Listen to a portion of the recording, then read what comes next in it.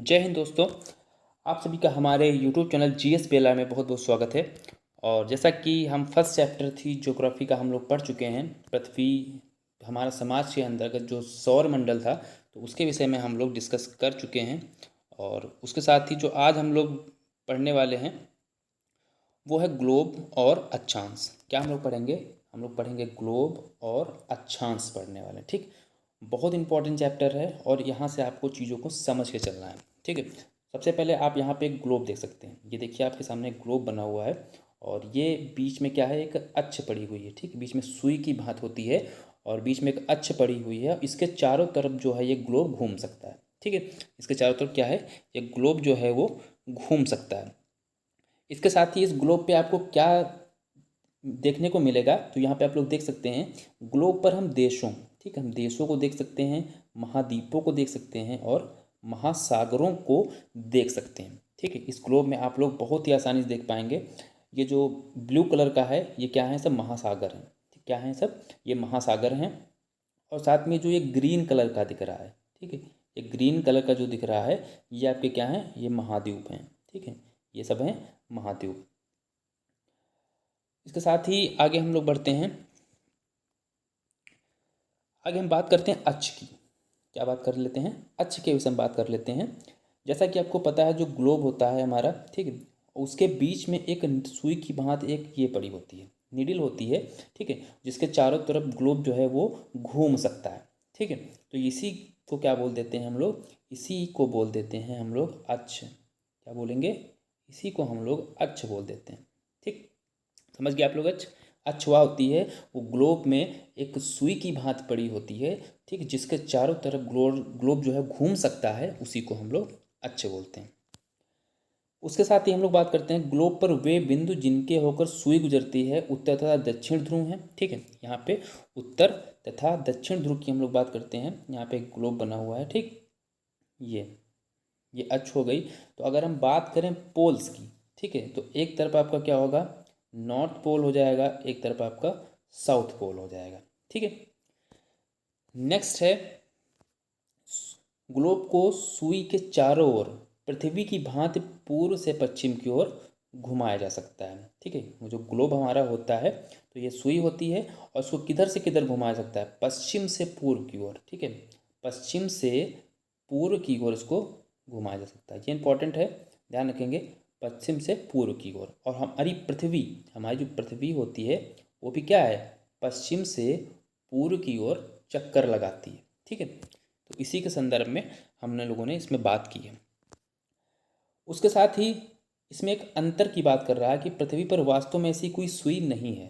क्या है, पृथ्वी पर वास्तव में कोई एक ऐसी सुई नहीं है, वह अपने अक्ष पर चारों ओर घूमती, जो कि काल्पनिक रेखा है। ठीक, जो पृथ्वी हमारी है, ठीक है, तो ये जो एक कह सकते हैं, जो ये जिसके चारों तरफ घूमती है, ये क्या है, एक काल्पनिक रेखा इसको मान लिया गया है। क्या माना गया है, एक काल्पनिक रेखा। लेकिन वास्तव में ऐसी कोई सुई या अक्ष नहीं है जिसके चारों तरफ पृथ्वी जो है वो घूर्णन करती है।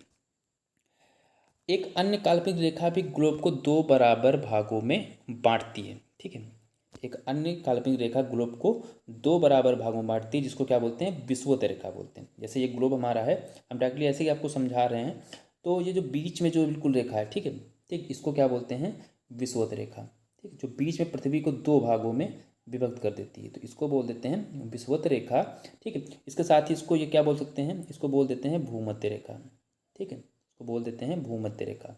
ठीक, तो भूमध्य रेखा या विषुवत रेखा जो है वो पृथ्वी को दो भागों में, वो भी बराबर बराबर, ध्यान रखना है, बराबर बराबर भागों में विभक्त करती है और इसी को क्या बोलते हैं, विषुवत रेखा बोलते हैं। ठीक है, आप लोग यहाँ पे देखेंगे, ये लाइन आपको ऐसी दिख रही है। ठीक, ये क्या है, ये है विषुवत रेखा।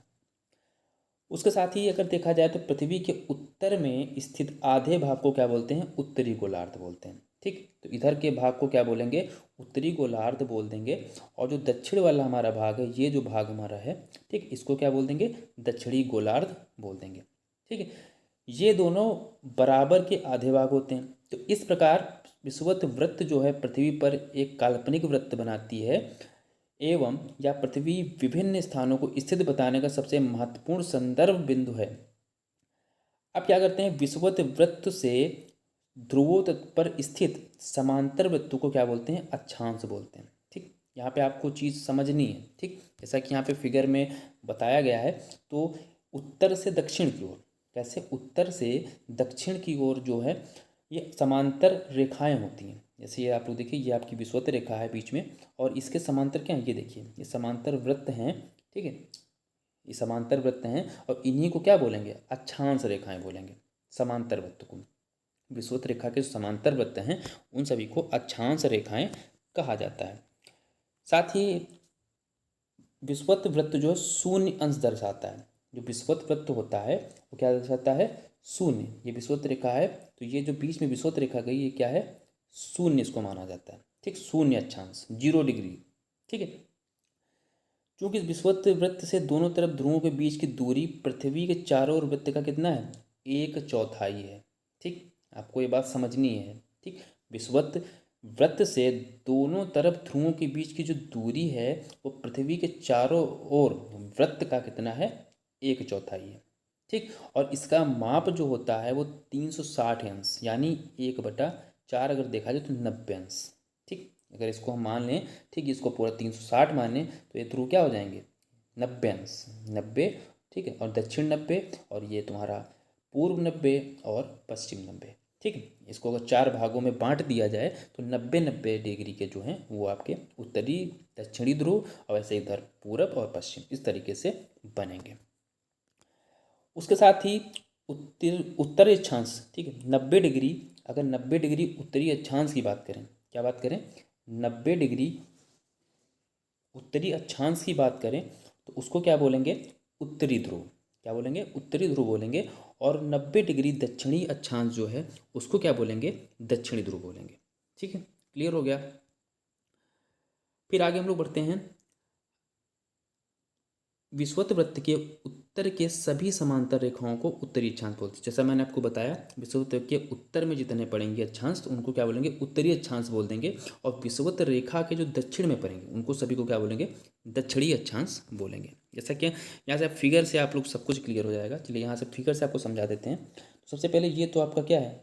ये तो विषुवत रेखा होगी, इसको बोलेंगे 0 डिग्री।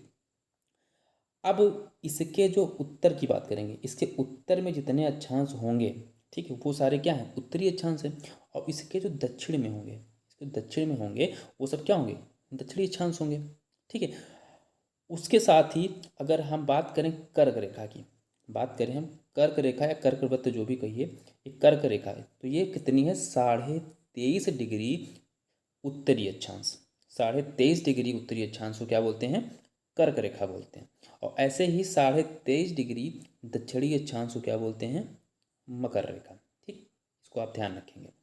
इसके साथ ही हम और आगे की बात करते हैं, तो 66.5 डिग्री उत्तरी अक्षांश को हम क्या बोलते हैं? उत्तरी ध्रुव बिंदु बोल देते हैं, या हम लोग क्या बोल देते हैं? आर्कटिक वृत्त।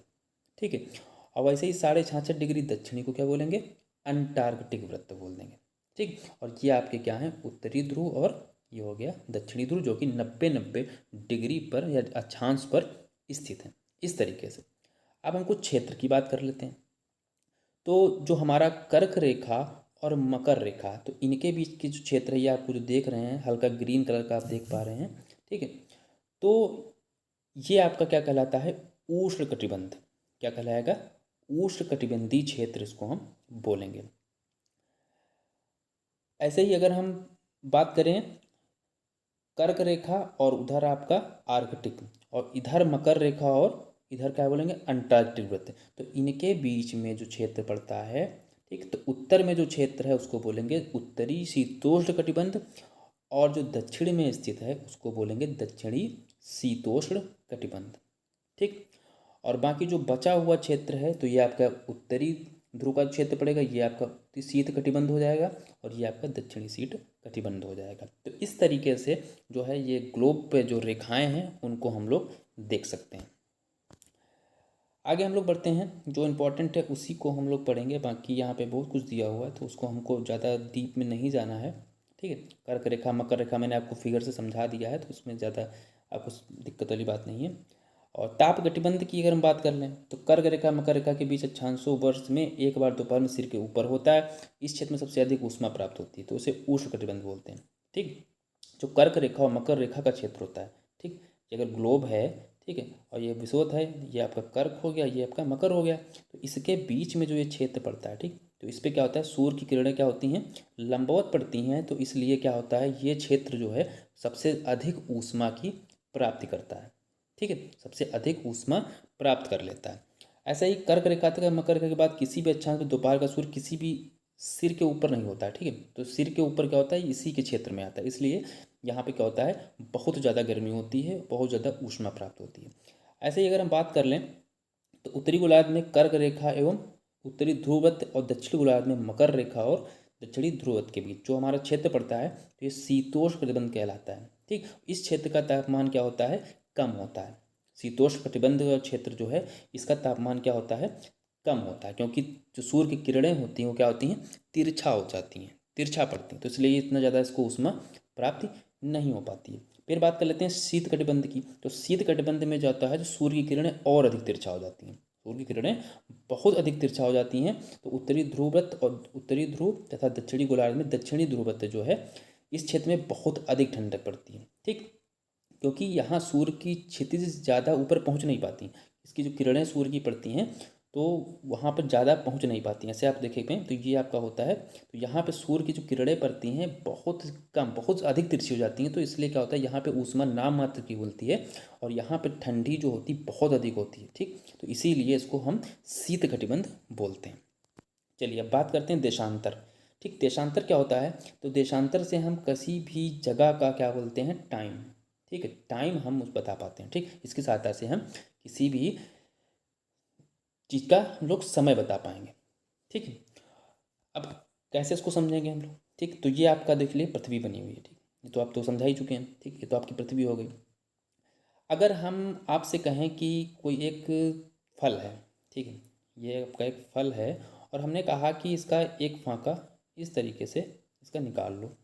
ठीक है, तो इस तरीके से जो फांका एक होगा, इसका जो पीस होगा, ठीक है, वो कितना होगा, आप सोचिए।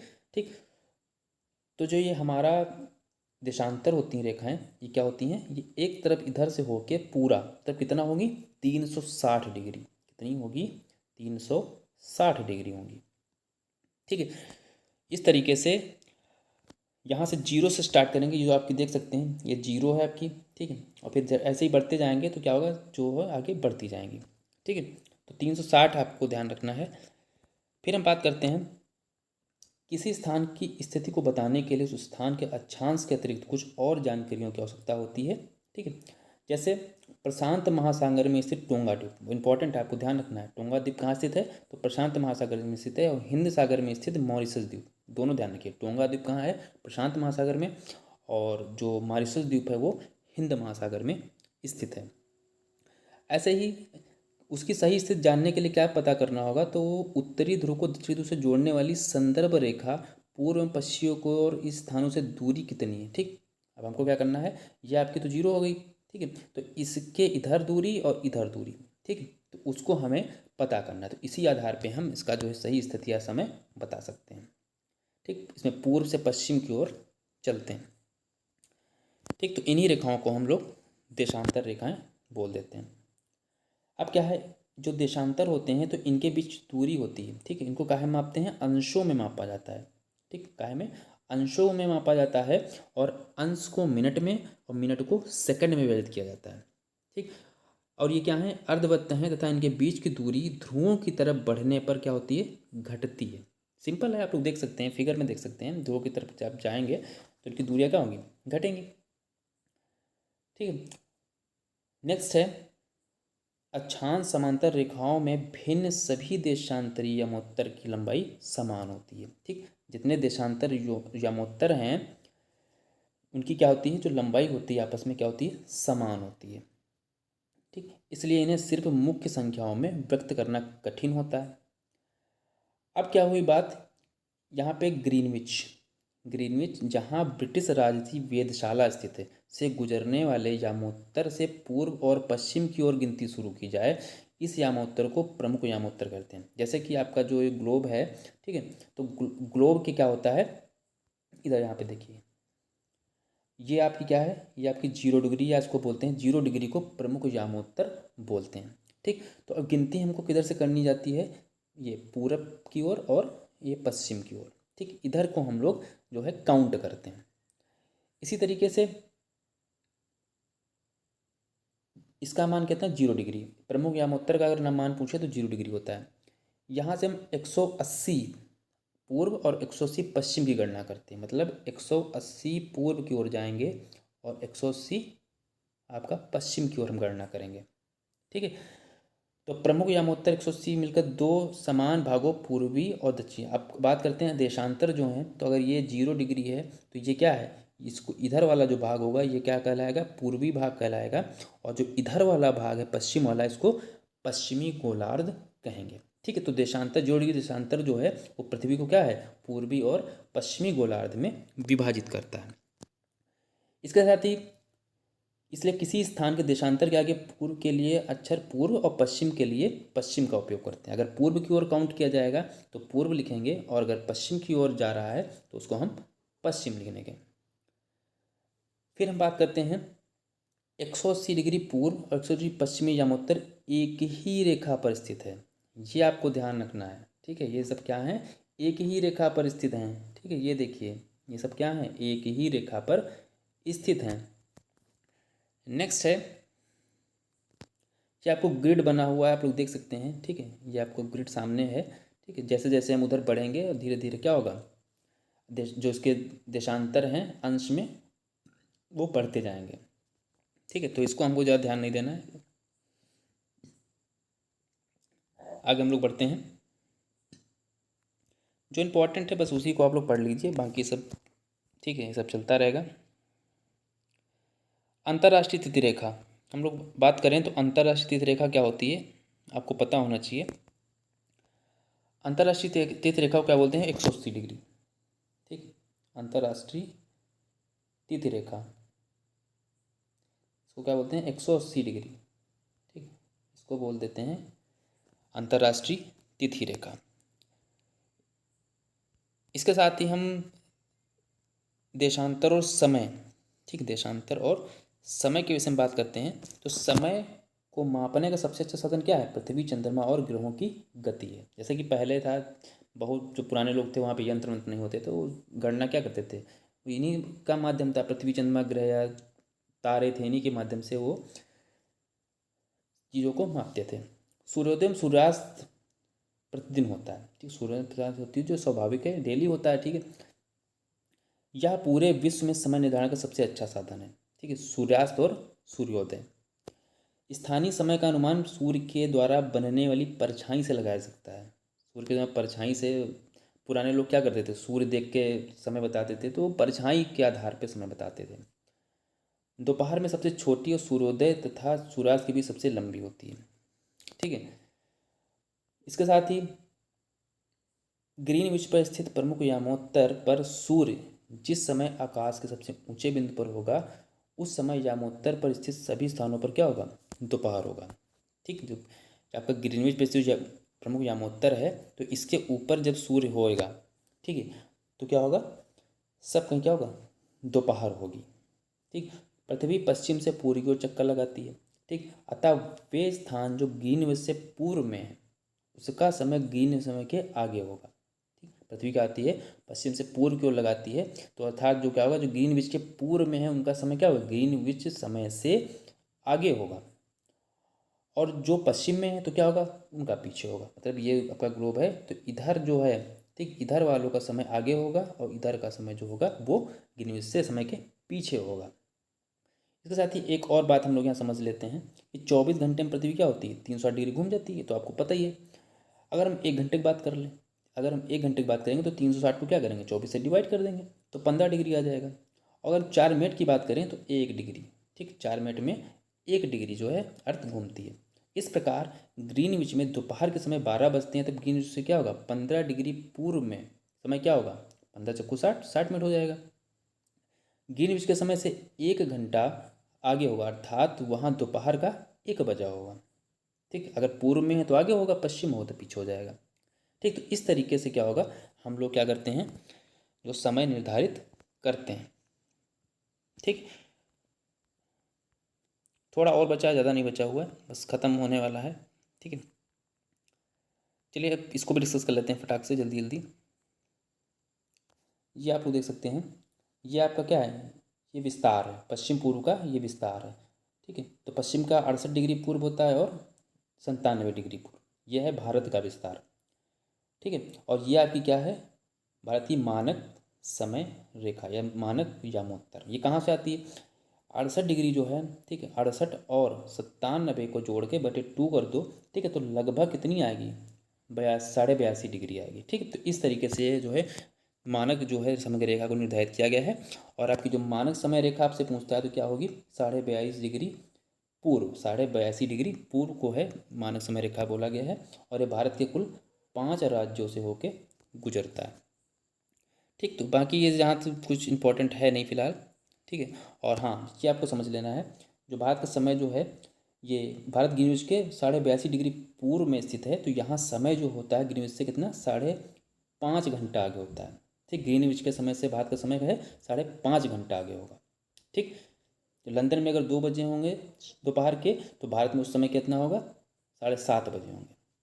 ठीक है, तो इस तरीके से ये चैप्टर आपका यहाँ पे क्लोज होता है। आशा करते हैं आपको समझ में आया होगा।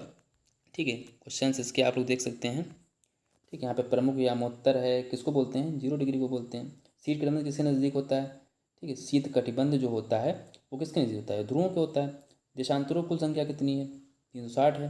दक्षिणी ध्रुव वृत्त स्थित है, कहाँ पे स्थित है, दक्षिणी ध्रुव वृत्त कहाँ पे स्थित है भाई, दक्षिणी गोलार्ध में स्थित हो जाएगा। ठीक, ग्रिड किसका जाल है, तो ग्रिड किसका जाल होगा, अक्षांशों एवं देशांतरों व यामोत्तर जो है इनका जो भाग होता है, जैसे ये अक्षांश हो गए, नहीं सॉरी ये देशांतर हो गए, ये अक्षांश हो गए, तो ये ग्रिड क्या है, अक्षांशों जो देशांतर का क्या है, जाल है। ठीक है, बस इस तरीके से आपका ये खत्म हो गया चैप्टर। ठीक है, और बाकी जो आपको कोई प्रॉब्लम्स है तो आप लोग कमेंट बॉक्स में पूछिए, ठीक, डिस्कस कर सकते हैं। ठीक है, तो आज के लिए इतना ही, मिलेंगे नेक्स्ट वीडियो में थर्ड चैप्टर के साथ। जय हिंद।